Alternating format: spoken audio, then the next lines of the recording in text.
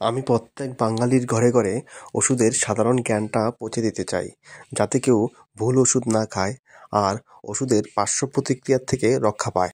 বন্ধুরা, আজকে কথা বলবো প্যারোবার 2.5% সাবান নিয়ে। প্যারোবার 2.5% সাবানটা অজান্তা কোম্পানি প্রডিউস করে, আর প্যারোবার 2.5% ছাড়াও 5% স্ট্রেংথেও বাজারে অ্যাভেলেবেল আছে।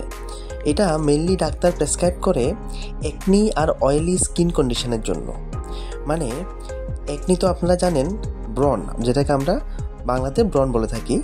আর যদি স্কিনে অতিরিক্ত অয়েল থাকে, ঠিক আছে, তো এই কন্ডিশনের মধ্যেই প্যারোবার সাবানটা ডাক্তার প্রেসক্রাইব করে।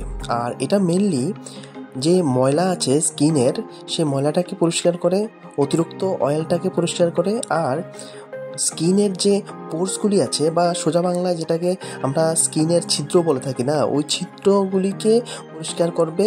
ছিদ্রগুলির মধ্যে যদি কোনো ডার্ট জমানো থাকে, সেই ডার্টটাকে ক্লিন করবে।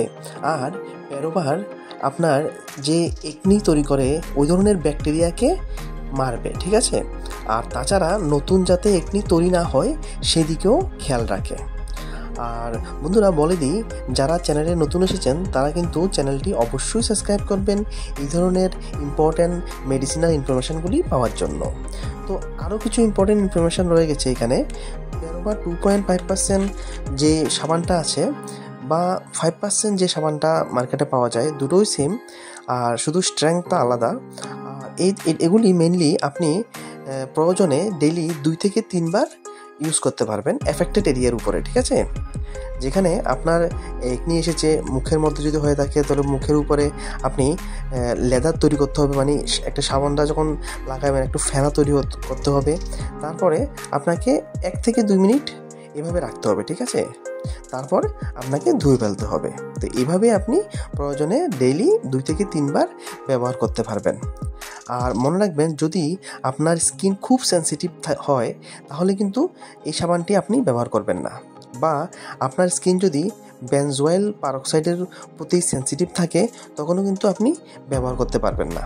তাছাড়া এটা কিন্তু যাতে আপনার চুল বা ফেব্রিক্স বা কোনো কার্পেটিং জাতীয় কোনো কাপড় চোপড়ে যাতে না লাগে, ওই দিকেও খেয়াল রাখবেন, কারণ এটা কিন্তু ব্লিচিং করে, মানে কালারটাকে লাইট করে দেবে।